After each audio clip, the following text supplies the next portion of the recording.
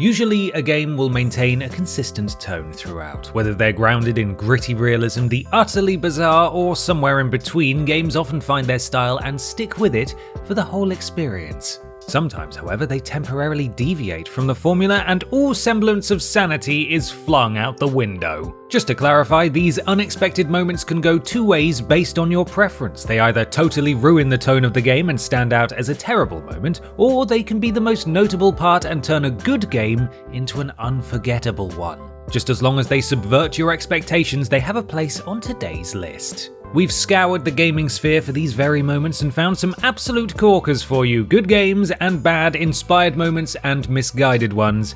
We've got the lot. So let's not dilly-dally any longer, shall we? I'm Ben from TripleJump, and here are the 10 strangest scenes in otherwise normal games. Number 10.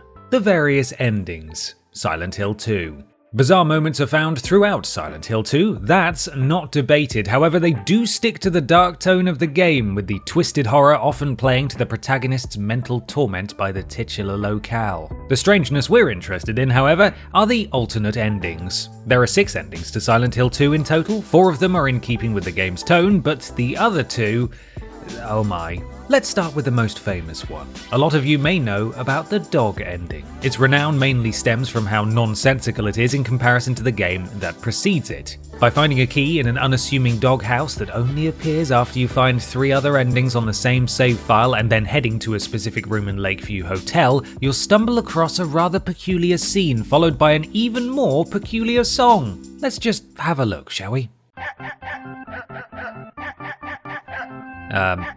Yes. Then we have the UFO ending, where you have to use a certain blue gem in some very specific locations to unlock it. An alien abduction will take place, with the footage being an homage to classic silent movies. And this game is meant to be scary? Ha! Oh, get away! Number 9. Attack of the Saints. Hitman Absolution. Mass murdering nuns is probably not the best way to be absolved, Agent 47, you buffoon. There's a reason James Bond is 40 places further up the pecking order. Then again, the nuns shot first, apparently, so I suppose that means he's off the hook. Hitman Absolution's Attack of the Saints, not those ones, was the moment that most Hitman fans started questioning the series' direction. Revealed in a trailer before the game's release, the lack of subtlety and ultra-loud nature was a complete turn from the silent assassin route the franchise had followed up to that point. It was, in essence, Hitman's jump the shark moment, and I'm having none of it. Sorry. The rest of the game is a lot calmer than this sequence though. While it's nothing like the open levels and emphasis on creativity from the previous games, Absolution still has a more realistic and gritty feel than what's portrayed in Attack of the Saints. The whole segment feels more like a desperate attempt at trailer fodder to sell the game, disregarding everything that made the franchise popular. Shame on you, IO Interactive and Square Enix, you used to be cool. James Bond was never this silly. Never mind. Number 8. Reset the computer now. X-Men.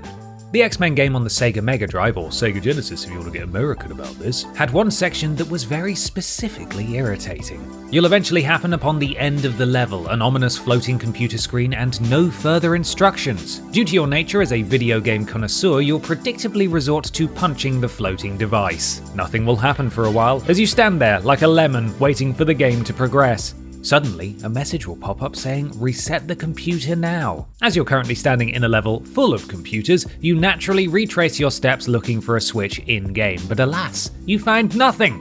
So what's occurring? Unfortunately, as it's 1993 and it is quite likely you're a child, you'll not have access to guides to help you out of this farce. If you did, however, you'd quickly learn that it was actually asking you to physically press the reset button on your Sega Mega Drive. How would I possibly know that? Why would you do this to me, Marvel? Why would you betray me like this, Stan? Oh, and a fun bonus fact for you all, Wolverine is actually 5'3", not the 6'3" version portrayed by Hugh Jackman. The more you know. Number 7.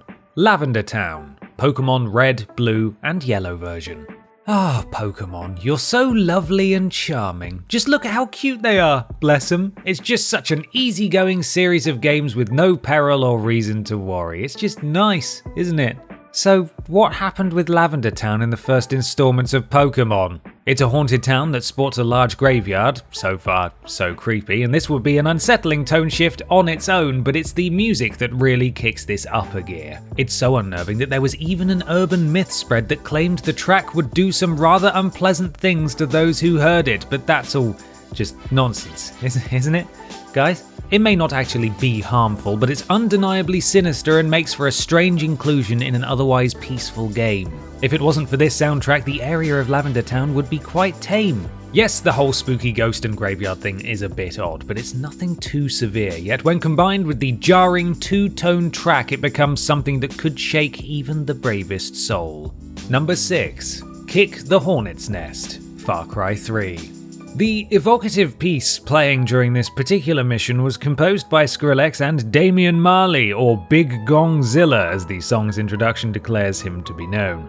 The themes and astute verse do juxtapose Far Cry 3's initial tone, yet the sheer contrast also complements the unexpected act of burning fields of marijuana with a flamethrower, creating a moment both thought-provoking and exhilarating. This piece is titled Make It Bundem, and I don't know what that means. Far Cry 3's 13th story mission, Kick the Hornet's Nest, does involve the burning of fields of weed, 420 blaze it, to the dubstep track in a moment that is still difficult to forget all these years later. This is one of those times when an out-of-nowhere moment works in the game's favour. It's the formulaic nature of Ubisoft games that makes this moment so jarring. The Assassin's Creed series was already 5 games in at this point, and the expectation of the comfortable, safe Ubisoft open-world game was already well established, and is still going strong today. So to find out they'd gone this unforeseen route was a revelation.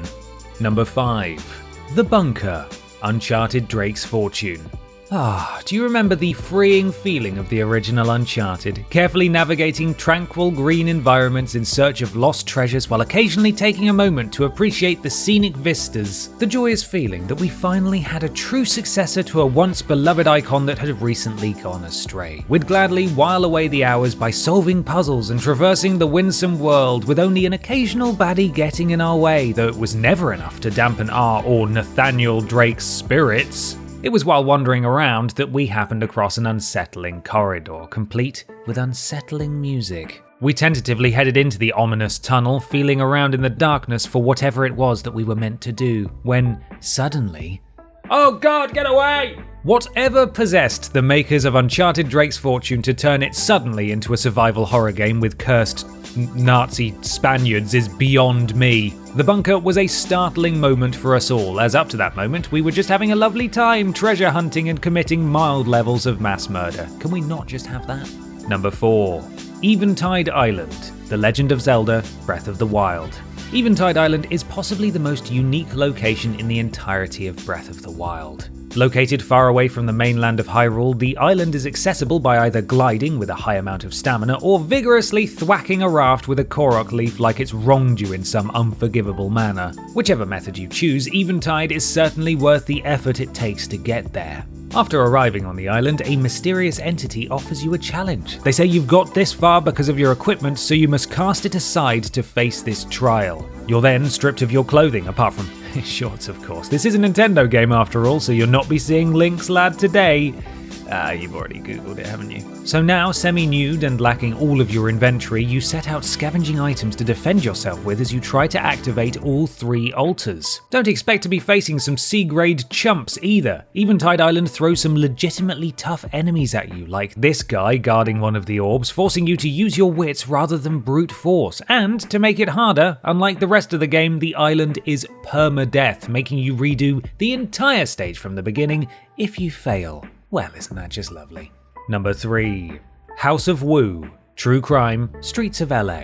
True Crime had an unfortunate burden to bear. It was an open-world, third-person shooter set in a city, and it came out directly between Grand Theft Auto Vice City and San Andreas. That is some stiff competition. So even though it received quite good reviews, True Crime Streets of LA is probably not as well remembered as it should be. Unfortunate situation aside, Streets of LA can hold the distinction that it has one of the most insane missions ever put into a game, in comparison to the rest of the game, of course. Leading up to the encounter with Ancient Wu in his house, the game is relatively normal, albeit a mass of campy action movie cliches. So when you drop into an arena surrounded by lava and have to fight demons and dragons, you know something's gone a bit awry with the whole tone. You were probably clued in a short while before this meeting with Wu that things were going to take a turn for the peculiar.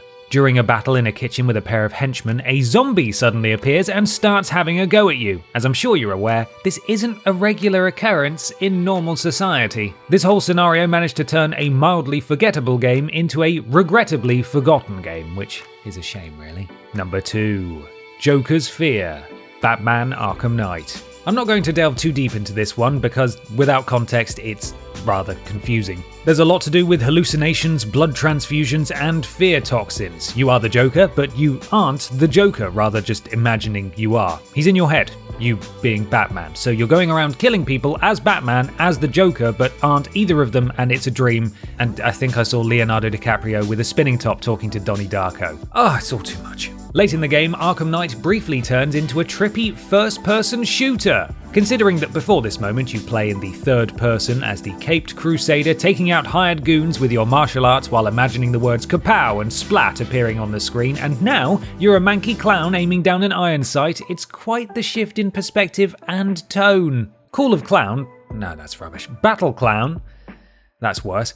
The now first-person perspective helps solidify the tone change, the tension and music swelling as more and more stone Batmen appear behind you, Doctor Who Weeping Angel style. The twisted visuals and frantic pace bring an unexpected, surreal and quite frightening experience that builds on the spooks of the previous game's run-ins with one Mr. Scarecrow. No, Batman, stay away! Number 1. Darth Vader is a Star Wars. In 1987, Namco released a Star Wars game on the Famicom that was exclusive to Japan. The Famicom, short for Family Computer, was the name of the NES in Japan. The more you know. The game itself is a mediocre side-scroller based on the original films, nothing too out of the ordinary so far. It all goes a bit Pete Tong, however, when you finally face Darth Vader. It starts quite well. The art style of Vader himself is great and you're trapped in an intimidating boss arena. All lovely stuff, but as soon as you strike Vader for the first time, he turns into a giant scorpion. Jesus, I did not see that one coming. This isn't the only time either. In later levels he becomes a shark, a wampa, and most bafflingly of all, a skeleton pterodactyl while you battle in an ancient Egyptian tomb. I'll confess it's been a while since I've watched the movies, but I'm pretty sure this didn't happen. Almost positive in fact.